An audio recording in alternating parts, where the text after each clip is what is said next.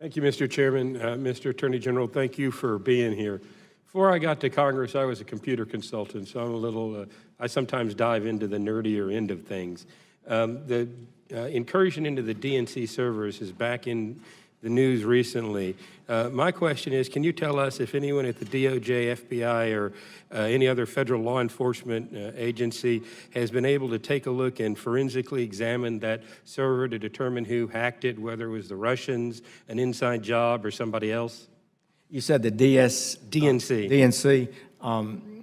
I'm not able to comment on that. It's ongoing investigation. And I appreciate that. We've also talked a little bit today about the FISA court and 702 and surveillance. And one of the things that I don't think has been completely answered is why does the DOJ think it's so problematic to require a warrant from the FISA court before access, or any court, before accessing or disseminating the contents of communications that aren't related to foreign intelligence that deal with American citizens? well, the way, maybe I should explain this. When you have a warrant or you have a surveillance on a foreign individual that may be connected to terrorism or any foreign individual, you listen to who they talk to. And if they call an American and you have a terrorist on the phone in Syria, you want to know who that American is. But the USA Liberty Act includes exceptions for emergencies and for individuals who are reasonably believed to be engaged in international terrorism or furthering their goals. Well, I'm not sure I understand it. There's an exception for dealing with emergencies and people believed to be terrorists. It's the whole. All right. Well, let me just say this.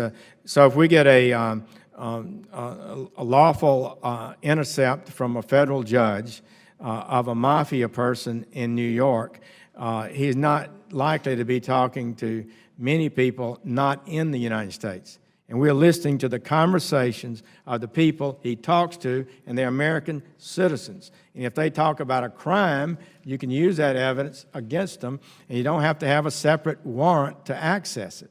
We're talking about in the 702 I hope you'll think through with me now. So you lawfully obtain this information. You could do it by hand in the old days, but now the computers do much of the work for us. So you know the names of the people that may be involved in this activity, and you can access those records just like you could access bank records that you got. If it came up in any other way, you would have had to have gotten a warrant to get that wiretap. Well, the problem with the warrant is, let's say this. Let's say you have information from an airport that somebody wants to learn to fly a plane but does not want to learn how to land the plane, as we saw one time. And you go to the court and get a warrant in a matter of hours. That does not give probable cause to tap that person's phone. I've got a couple other questions. Okay, I appreciate your answer on that. I do want to talk, in the last Congress, we passed and enacted into law the Stop Advertising Victims of Exploitation Act, or the SAVE Act. This legislation makes it a criminal offense to advertise for commercial sex acts. Has the DOJ used this provision to prosecute online sex traffickers or websites they use, and if not, why not? I'm not sure about that, Congressman. I have to, maybe can get back to you on that. I would appreciate that. Thank you. All right, I've got a couple more here. I want to hit it, but I'm going to kind of take a step back and look at the big picture. I'm a lawyer. I went to law school. I've always considered the Attorney General to be the people's attorney.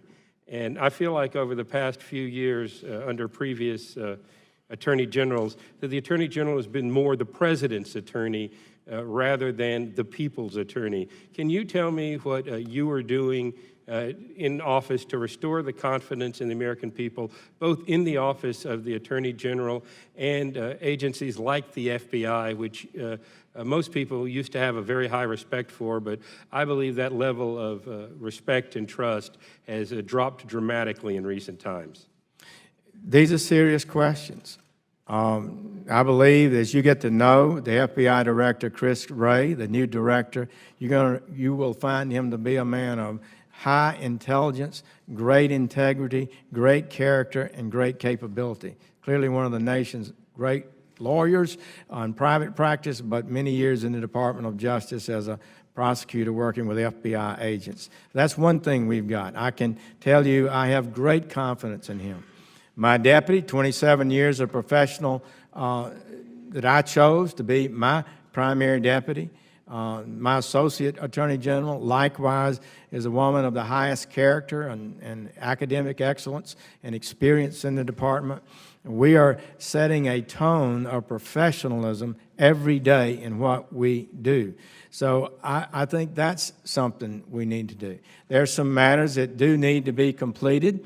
The Inspector General is doing investigations of some significance, as in my letter. I believe you received a copy involving the FBI and the allegations that are there. We intend to make sure that no agency of the government, not just the FBI, is not following the kind of disciplines and practices they should follow.